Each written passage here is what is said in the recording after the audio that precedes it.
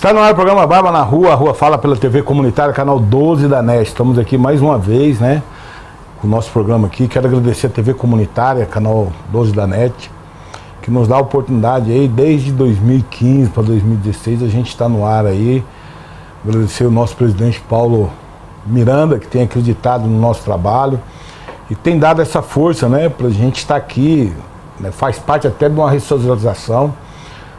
Muitos conhecem a minha história, sabem que eu saí da rua e hoje eu tenho a oportunidade de estar aqui na TV Comunitária apresentando o meu programa do jeito que a gente gosta de fazer, sem nenhuma interferência. Quero agradecer a Secretaria de Economia Criativa, a Secretaria de Cultura, na pessoa do nosso secretário Bartô, né, pelo apoio que tem dado aqui à TV Comunitária. São 5 programas hoje que são gerados aqui pela TV Comunitária com apoio da Secretaria. Quero agradecer a Câmara dos Deputados do Distrito Federal e o GDF, que tem apoiado a TV Comunitária para que nós podemos chegar muito mais longe daquilo que nós imaginávamos. Quero agradecer a todos vocês que têm acompanhado o nosso programa no dia a dia. Quero agradecer vocês aí que têm, tanto pela TV, né, Comunitária, o canal 12 da NET, quanto pelo Instagram, pelo Facebook, pelo YouTube, tem aí assistido nossos programas e compartilhado.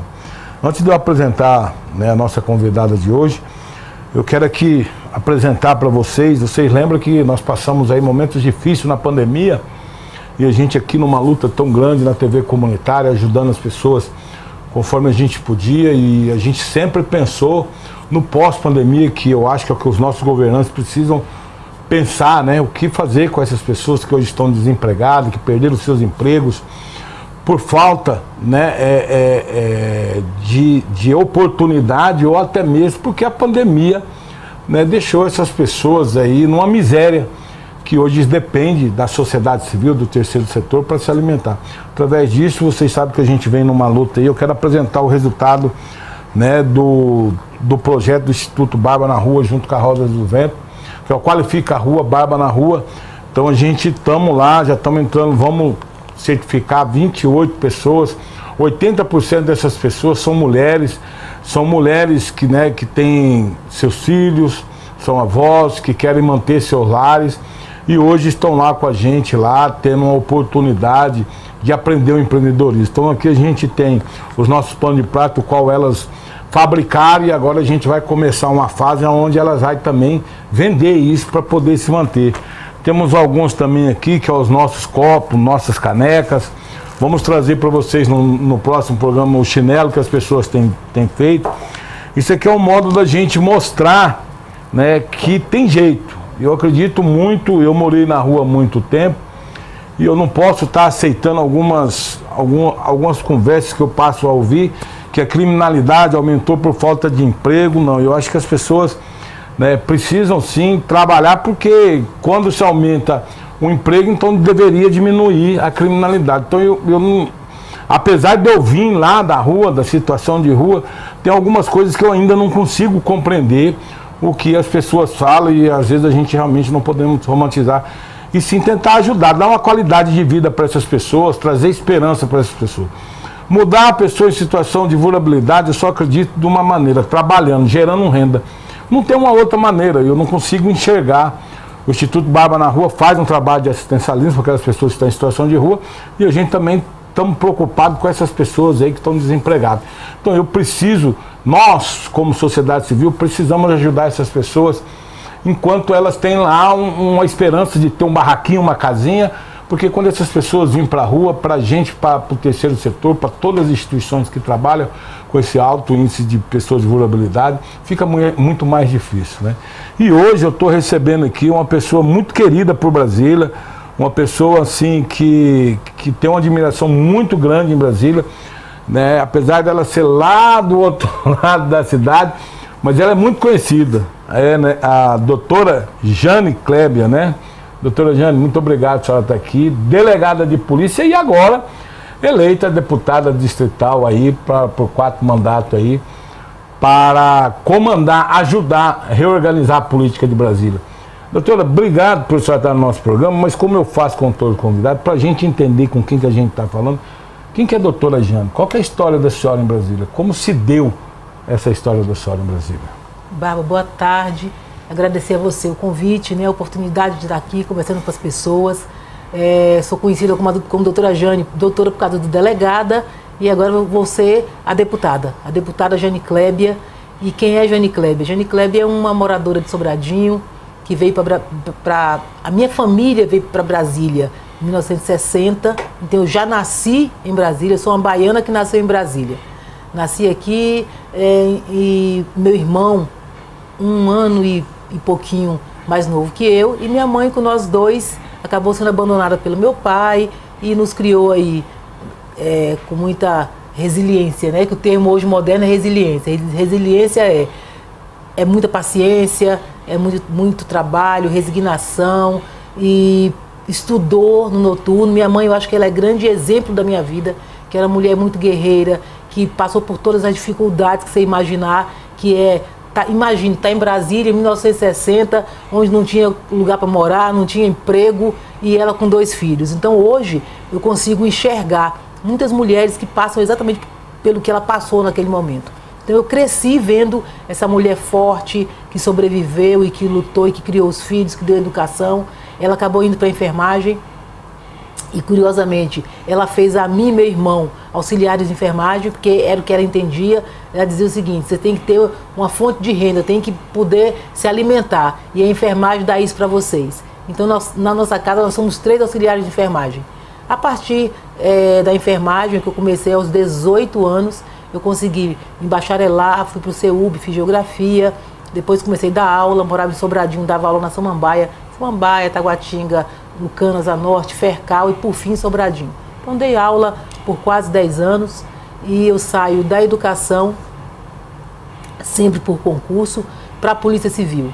Fui como agente de polícia, depois já estava aí com 35 anos, aí me bacharelei em Direito, volto para a faculdade, me bacharelei em Direito e consegui passar em 2 concursos de delegado. Federal, delegado da Polícia Civil. Fiz opção pela Polícia Civil, porque já morava em Sobradinho, ou em Brasília, já era agente de polícia. As distâncias maiores que eu ia encontrar Braslândia e Planaltina, então estava sempre dentro de casa. E realmente na Polícia Civil as portas se abriram. Eu tive a oportunidade de ser chefe da Controladoria da Codeplan, fui procuradora jurídica da FAP, fui secretária de Estado de Políticas para Criança, Adolescente e Juventude, chefiei algumas delegacias, como a de Planaltina, Delegacia do Paranoá por 2 vezes e a Delegacia da Estrutural. Passei por outras DPs, 35ª, terceira DP, 12ª, mas DCA, mas como chefe, Planaltina, Paranoá e Estrutural. E esse caminho aí, lá aos 18 anos até hoje, já são 40 anos, me casei, tenho 2 filhos, um que já é delegado como eu e o outro que é jornalista. Então é uma família de imigrantes baianos e que hoje tem a doutora Jane aí e já tenho feito uma história na família. A partir da minha mãe, todos os outros tios vieram para Brasília e somos hoje uma família de policiais. É curioso, nós somos 14 policiais na família. Tem 3 delegados, 2 agentes de polícia, um policial penal, outro policial legislativo, 7 policiais militares. Então a minha família está ou na segurança pública, na educação e parte, ó, curioso, na saúde. Então alguns são auxiliares de enfermagem, técnico de laboratório, e nós nos firmamos aqui em Brasília. Hoje eu encontro muitas mulheres nas ruas que conversam comigo e falam que se inspiram na minha história, essa história de que foi de muita dificuldade e de a educação. Eu digo que a educação me resgatou. Então hoje, quando eu faço política pública, que eu contribuo com a política pública, eu sei que não tem como fazer política pública para pobre, para jovem, se não for passando pela educação. Loteria, rua, ficar esperando cair do céu, não vai. A educação é um caminho de longo prazo, mas que ele é certeiro. Você vai se estabelecer, você vai se colocar no mercado, você vai conseguir se incluir. Porque, por incrível que pareça, as pessoas hoje ficam brigando para serem incluídas, né? Então, acho que uma das possibilidades da pessoa pobre, que tem poucos recursos financeiros, é a escola pública, que é o lugar que a gente tem que estar. Então, hoje, quando falo de educação, move meu coração. Eu agora, como parlamentar, quero cuidar da educação desde da pré-infância, pré-escola. Você tem que cuidar ali desde pequenininho, dar uma educação de qualidade, educação em 2 turnos, língua estrangeira, permitir que a criança faça esporte, conheça a cultura, tenha esse contato com a cultura, para quê? Para ela crescer um adolescente e entrar na vida adulta sabendo que a educação, o esporte, a cultura, o lazer, isso sim, dignifica as pessoas e dá oportunidade para ela realmente seguir na vida e chegar a algum lugar. Isso é importante, doutora Jane. Acho que a gente tem que começar a cuidar das pessoas desde quando a pessoa nasce, né? Eu acho que a dignidade ela vem desde o nascimento. Doutora, a senhora foi eleita deputada distrital agora, mas a luta da senhora é antiga, né, doutora? Muito, muito. Ter passado aí ao longo desses 40 anos pelo serviço público, eu digo que foi uma preparação. Eu estava me preparando para chegar nesse momento. Então agora não, um pouquinho antes, quando eu completei 30 anos de serviço, eu já tinha idade para me aposentar. Mas nunca quis e eu segui no chamado abono de permanência, que é quem está no serviço público, completou o tempo de aposentar, mas continua ali. Então cheguei aos 40 anos de serviço. Então agora, nesse momento, a aposentadoria, falei, não, eu vou usar a experiência que eu acumulei na educação, na saúde, na segurança pública, para ir para o parlamento e lá realmente poder propor políticas públicas. Ao longo desse tempo, eu assimilei, eu entendi que fazer a política comunitária, olha só, não é só a polícia comunitária, é a educação comunitária, a saúde comunitária. Como é que é isso? Permitir que as pessoas participem daquilo. Tem uma frase interessante que fala assim, ó, nada sobre mim sem mim.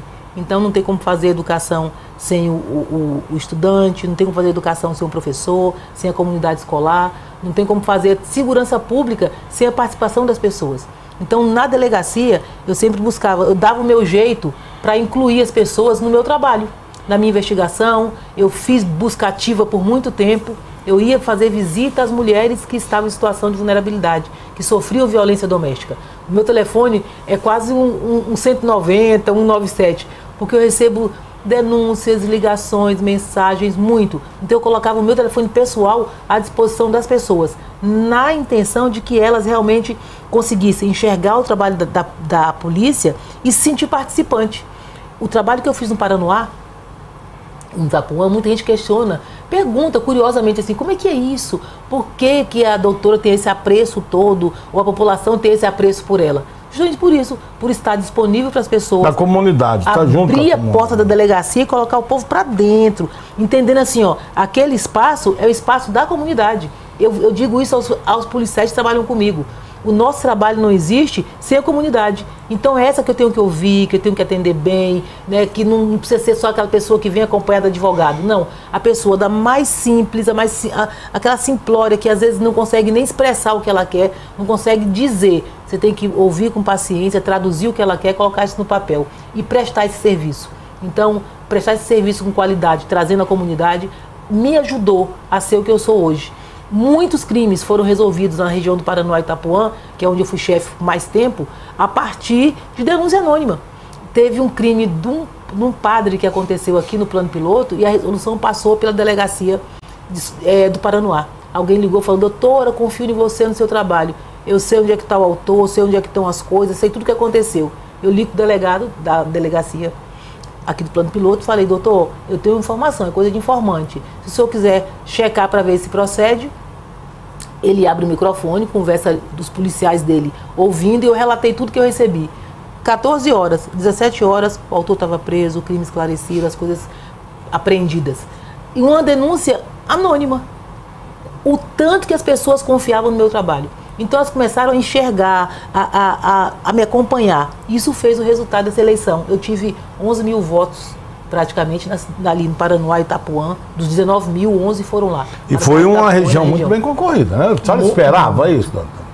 Porque a gente tinha nome ali, que a gente poderia falar nome de peso. Isso. Entendeu? A gente fala assim, ó, com muita modéstia, muita humildade, pezinho no chão. As pessoas ali gostavam muito de mim. E esse retorno, quando se faz campanha, sai pra rua. Conversa com um, com o outro. Não, doutora, meu voto é seu. Lá em casa são 5 votos, são 10, são 20. Ah, todo mundo lá em casa está com você. Minha mãe ama você. Tirava foto. Enquanto a maioria tinha uma rejeição, porque, infelizmente, a política chegou num momento, em um lugar que as pessoas, elas têm aversão. Elas não, quando falam assim, ó, santinho do político, pelo amor de Deus, não me dá isso não, que eu não quero. Porque ela não quer saber do político. Mas a gente tinha uma receptividade muito grande. Comigo, não, doutora, santinho seu, eu quero. Pegava, me abraçava, tirava foto, estamos com você. as pessoas iam no meu comitê buscar material, voluntariamente, sem receber um centavo. Doutora, vou ajudar a divulgar você. Então isso mostrou que a população me queria como representante. Então hoje eu tenho uma grande responsabilidade, que é representar não só a comunidade que me elegeu, que aí eu tive voto no DF inteiro, não teve uma única região, uma única zona eleitoral que eu não tenha tido voto. Até no setor militar urbano, que é uma zona bem pequenininha, só tem militares ali, eu tive voto lá. Eu falei, olha que engraçado, não consigo me lembrar de ninguém que mora naquela região, mas as pessoas conhecem esse meu trabalho da TV, então eu tive voto, 800 votos em Planaltina, 1.000 na Ceilândia, quase 11 mil para no Itapuã, 3 mil em Sobradinho, e em várias cidades, todas eu tive um pouco de voto. Então Brasília me conhece, Brasília espera de mim esse trabalho. A renovação, que foi em torno de 50%, foi uma renovação considerável, reflete também esse sentimento das ruas, que é de renovação, as pessoas querem novidade, querem gente que trabalhe. Então acho que a minha eleição foi coroar esse trabalho de segurança pública que as pessoas enxergavam e conheceram e aprovavam. Então eles disseram o seguinte, e eu vi isso na rua: doutora, se você for deputada como você é delegada, Brasília vai estar muito bem. Então essa é a responsabilidade que pesa nos meus ombros hoje, e usar todo esse meu conhecimento acumulado aí no serviço público, pelas áreas mais críticas, né? Saúde, segurança, educação, e realmente propor uma política pública transformadora, que realmente resgate as pessoas que precisam do Estado. A Leila Alves aqui está mandando um abraço para a senhora, se espelha muito na senhora. A Jéssica, né, Vitorino aqui também, né, está mandando um abraço para a senhora, chamando a senhora de vitoriosa. Doutora, essa expressão de votação que a senhora teve, a senhora vem da segurança pública, e a gente discute muito a política, né, tanto no social, na saúde, na segurança, ela se dá também por uma sede, por uma vontade que as pessoas têm na área de segurança pública, né? Eu acredito muito nisso, porque o trabalho da senhora é forte, e toda a cidade queria ter uma doutora Jane como delegada, porque traz resultado para a comunidade. Quando você traz resultado para a comunidade, né, a comunidade te abraça, né? Então eu acho que aquela região, que é uma região noroeste, né, de Brasília, quer dizer, ela se viu na senhora com uma proteção, que é o que a população hoje, eu acho que além da segurança, da saúde e do social, é o que o mais povo tem anseio, tem vontade, né, doutora? Isso. A segurança pública é um desejo das pessoas. Eu ouvi muito isso, das pessoas dizerem o seguinte: doutora, quando você estava aqui, eu dormia de porta aberta, eu podia sair para trabalhar, e agora acontece isso ou aquilo. Então, essa coisa de sensação de segurança, ela é muito importante. As pessoas precisam se sentir seguras. Então eu realmente fazia esse trabalho minucioso. Eu ia para a rua quase como a polícia militar, porque eu trabalho, a gente sabe que o ostensivo ali daquela ronda é da polícia militar. Eu fazia isso com as minhas viaturas. A gente montava a operação, colocava os policiais e ia para a rua fazer abordagem mesmo, para que as pessoas pudessem sentir a presença da polícia. Então essa presença traz segurança, afasta quem pratica o crime e torna segura as pessoas. Então fazer as pessoas seguras era minha obrigação, minha responsabilidade, e isso acabou refletindo na sensação da cidade inteira. Essa história de, eu queria a doutora Jane na Ceilândia, doutora Jane, vem para Samambaia, que está precisando tal. É exatamente isso que você colocou. Elas querem ver um trabalho presente, querem ver a polícia ali, elas querem ver uma viatura rondando, elas querem poder sair de casa e se sentir seguras. Quantas vezes, 2018 eu fui para o Paranoá. Em 2018, você ainda tinha aquela história do vale transporte e tal, agora acabou, agora é só eletrônico. Mas muitas pessoas saíam de casa, elas eram assaltadas e perdiam vale transporte. É assim, uma coisa simplesmente absurda. O que a gente fazia? Quando nós íamos, o nosso plantão, que funciona 24 horas, eu pedia para a minha equipe passar na linha do ônibus com a viatura de manhã. E só essa ronda em linha de ônibus já fazia com que as pessoas se sentissem mais seguras. Porque aí aquela pessoa queria assaltar aquela senhorinha, aquele senhor mais frágil que está ali na parada. Sabia que a polícia passar ali já ficava mais tranquilo. Então tem coisas que são simples, que podem ser feitas na segurança pública para realmente tornar efetiva a segurança das pessoas e aumentar essa sensação de segurança para que elas vivam melhor. Doutora, a gente vê, né, aquela parte da região é uma região mais carente. É uma parte mais... pega Planaltina, você pega ali aquelas regiões ali de Sobradinho. Sobradinho 2. É uma população mais carente, né? E o que essa população... Porque a política, ela engloba em vários conjuntos, não é só um conjunto. A senhora vem da segurança pública, mas dentro de uma política como deputada, a senhora tem um leque de opção, né, de uma bancada que a senhora vai poder focar ali. O que essas pessoas em alto índice de vulnerabilidade ali, e cresce muito, e eu falo isso porque eu venho de rua, o que pode esperar o trabalho da senhora naquela região? Até porque hoje, Sobradinho, ela tem um público muito grande de rua, né? E eu faço parte do Conselho de Assistência Social. Eu fico preocupado com São Sebastião. É a mesma história que está acontecendo com Sobradinho, porque a maioria das nossas casas de acolhimento da população de rua está tudo em São Sebastião. Isso leva toda a população para lá. Isso foi construído antigamente. A cidade que acolhia a população de rua era Gama e Sobradinho. Então, isso fez que com essa cidade se enchesse desse público e focasse lá. O que aquela comunidade de alta vulnerabilidade pode esperar da doutora Jane, além da segurança, da área social, da saúde, de políticas públicas para aquelas pessoas ali? Então, quando eu fui secretária de Política para a Criança, Adolescente e Juventude, então eu estive no governo. Então eu tive contato com esse trabalho de abordagem, que é feito inclusive pelos centros POPs, né? E eu sei que o trabalho com essa população em situação de rua é diferenciado, porque você não recolhe, não tira da rua, você tem que fazer o resgate.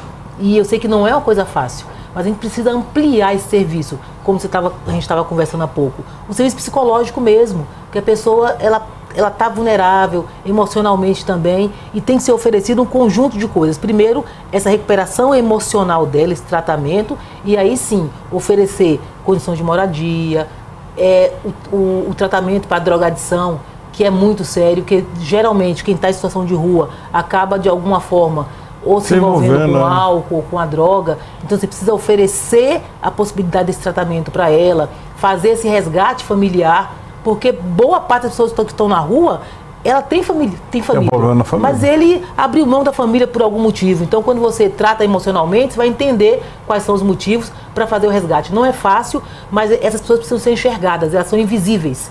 Então a gente fica preocupado, tem que fazer a política da saúde, porque a saúde é gritante, né? Exatamente. Todo mundo grita, o jornal grita, então foco ali na saúde, foco na segurança, foco na educação. Mas tem esse grupo que é vulnerável, que está aí invisibilizado e precisa ser visto. Então nós precisamos destinar parte dos recursos públicos, políticas públicas mais efetivas para realmente conseguir resgatar essas pessoas. E nessa pegada, eu vou estar com certeza disponível para cuidar dessa população que está em situação de rua. Isso tem que ser, não precisa ser pensado, né? Que a gente não tem que inventar a roda, não. As soluções já estão postas. A gente só precisa de alguém que tenha um pouquinho mais de paciência para focar, para insistir nesse resgate. Então você é uma que vou estar à disposição dessa e de outras políticas públicas.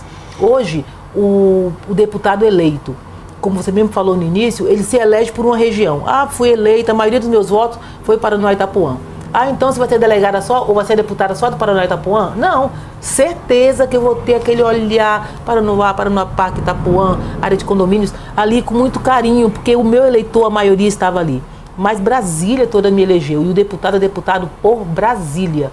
E aí você tem que focar em todas as questões. Tem aquelas que você tem mais contato, que você conhece, como eu, educação, segurança, política da infância e juventude, ciência e tecnologia, que são as áreas por onde eu passei. Mas tem aquelas que você tem pouco contato. Mas tem pouco contato, você tem assessoria, vai estudar, vai descobrir qual é. Eu acho que tem que estar disponível e receber essas pessoas, entender qual é o problema e ver como é que o seu mandato pode colaborar com aquela situação.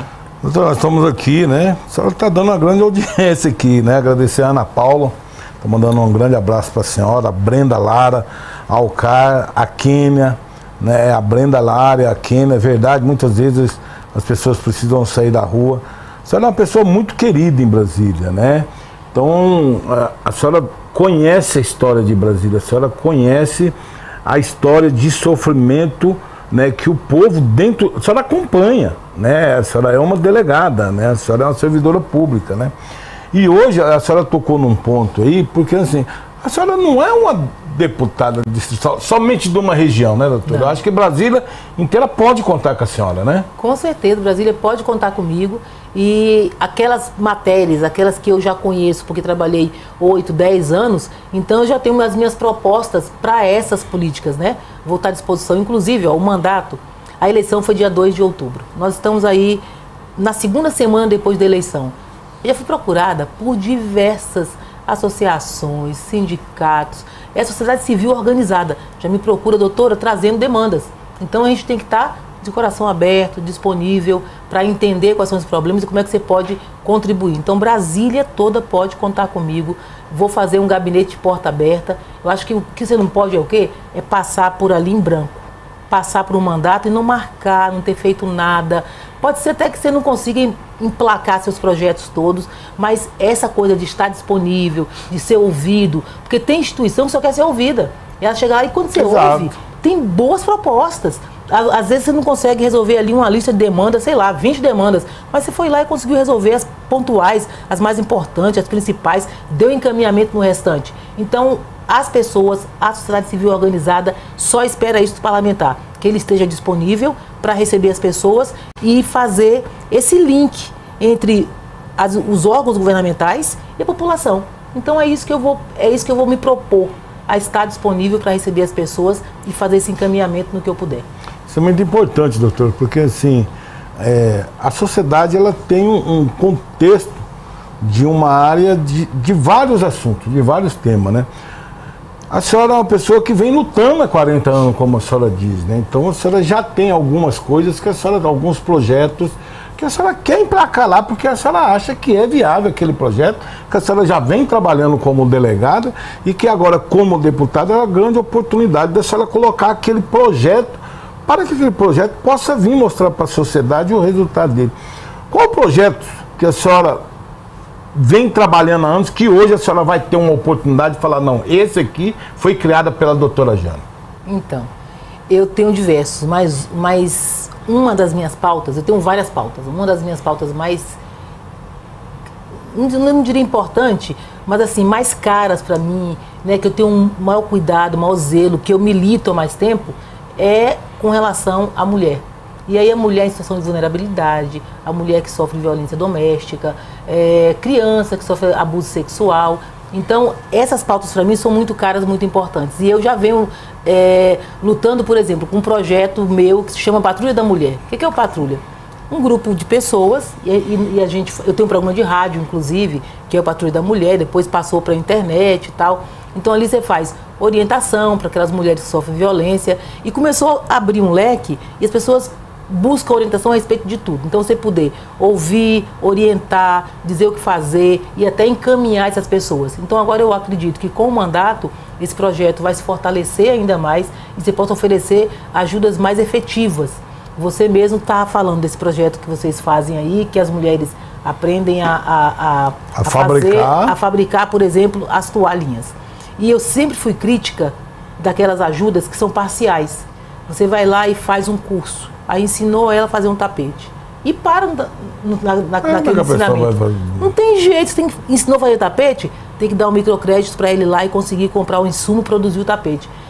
Tem um tapete, você tem que dar um local para venda, tem que ensinar ali. O Estado tem que vir com essa política. Isso, dar ali um site para que ela possa realmente pegar tudo que fez, colocar no site ali e conseguir vender. Então essa ajuda completa permite que aí sim ela se empodere, né, pela própria renda, vai conseguir pagar um aluguel, vai conseguir se alimentar, como você falou, e ela pode sair da situação de vulnerabilidade, que nem sempre é a questão econômica que prende a mulher no relacionamento abusivo, mas com certeza é um dos motivos que prende a mulher. Então, poder oferecer essa ajuda de maneira mais consistente é uma das minhas pautas, é uma das minhas bandeiras. Eu vou fazer isso, com certeza, a partir dos projetos que eu vou apresentar, e aí focado com a Secretaria da Mulher, com a SEDEST. Nós vamos buscar, por meio de emenda parlamentar, buscando recursos no governo federal, para que a gente possa ampliar essa ajuda. Hoje a gente sabe que já existe e essas ajudas estão desconectadas. Eu acho que tem muita gente que faz, mas faz sozinho. Então eu acredito na associação, amo falar de associação, que você coloca as mulheres juntas. Eu tenho uma experiência de Sobradinho. Eu fui administradora em 2015. Lá você tinha uma senhora, acho uma Pureza. Ela tinha um quiosque bem na feira. Dona Pureza eu conheço. Lá ela trabalha com a população de rua. Isso. Ela faz comida para a população de rua. Pronto. E a Pureza tinha um quiosque ali perto da feira e fechado. Aí eu falei, Pureza, eu não quero seu quiosque. Eu só quero a oportunidade de colocar muitas mulheres trabalhando juntas no seu quiosque. O que a gente fez? Era um espaço razoável ali, sei lá, uns 6 metros quadrados, 5, 6 metros quadrados. E ela tinha as prateleiras. Eu falei assim, ó, vamos congregar várias mulheres aqui, cada uma vai colocar uma amostra do que produz. Então, cada uma colocava uma amostra e elas guardavam ali em sacos o quantitativo. A pessoa chegava no dia da feira, olhava, escolhia, ela ia lá, buscava no guardadinho dela e vendia. Com isso, em um único espaço, que era de uma única pessoa, passaram a atuar pelo menos 15 mulheres. Elas não se sentiam sozinhas, né? Não ficavam sós, todo mundo trabalhava, faziam amizade, se protegiam, porque ficavam mais seguras, estando trabalhando ali 15 juntas.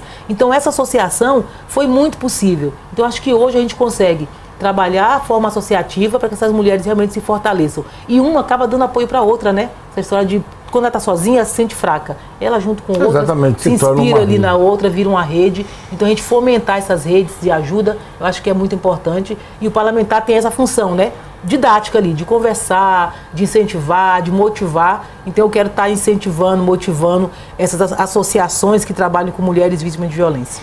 Doutor, nós estamos aqui, né? A Ana Paula aqui fala, doutora Jane, o Paraná chorou quando a senhora sai, né, como delegada, sentiu muita falta da senhora. É uma pessoa querida, uma pessoa que trabalha com a comunidade. Então, quando a comunidade se sente acolhida e a comunidade perde aquele acolhimento, toda a sociedade, toda a comunidade sente, né?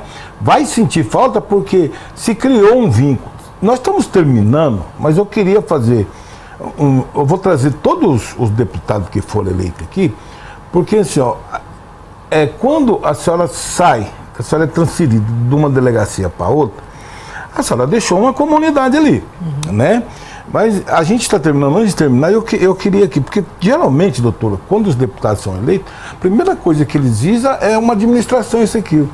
E a gente vê que hoje, uma administração, a pessoa não tem um poder. Tem como mudar isso, doutora? A senhora, agora que tem o poder na mão, a senhora já foi administradora? Já fui. A senhora sabe o que um administrador passa. Tem como mudar essa situação? Então, o desejo do meu coração realmente é que os administradores tenham mais autonomia. Não precisa ser autonomia financeira para ele substituir um secretário, por exemplo.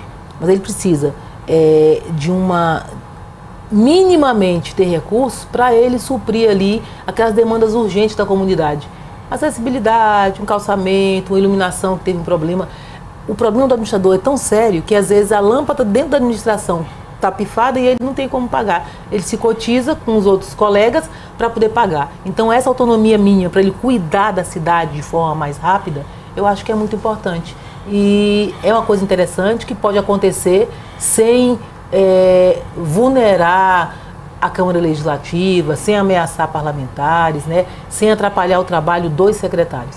Então não precisa ser para ele fazer obras vultosas, mas como existe o PEDAF hoje nas escolas, por exemplo, em que o diretor consegue ali sanar aqueles problemas básicos da escola ou emergenciais. Então acho que o administrador pode sim ser essa figura que consiga resolver minimamente essas questões e aí sim a população vai ver o resultado do trabalho, para não ficar aquela sensação que eles falam, a cidade está abandonada, a cidade não acontece nada, e acaba caindo na conta do administrador essa inatividade, essa inação. Então a gente pode melhorar sim esse trabalho e com certeza sou uma defensora disso. É isso, pessoal, tá aí, chegamos mais um final de mais um programa, né? Vamos ter vários candidatos, principalmente os que foram eleitos.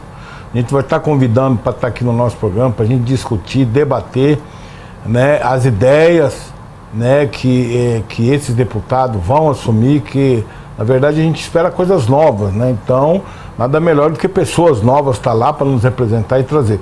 Doutora, muito obrigado pela participação da senhora, eu agradeço de coração. Eu que te agradeço as pessoas que participaram conosco aí, com perguntas, né, falando, comentando. Muito obrigado e estou sempre à sua disposição. É isso aí, mais um final de mais um programa. Quero agradecer a Secretaria de Cultura, Economia e Criativa, nosso amigo Baitô, Vamos estar trazendo o Baitoí, que final de ano está chegando. O que espera, né, as nossas cidades para esse final de ano aí, mais um final de ano aí.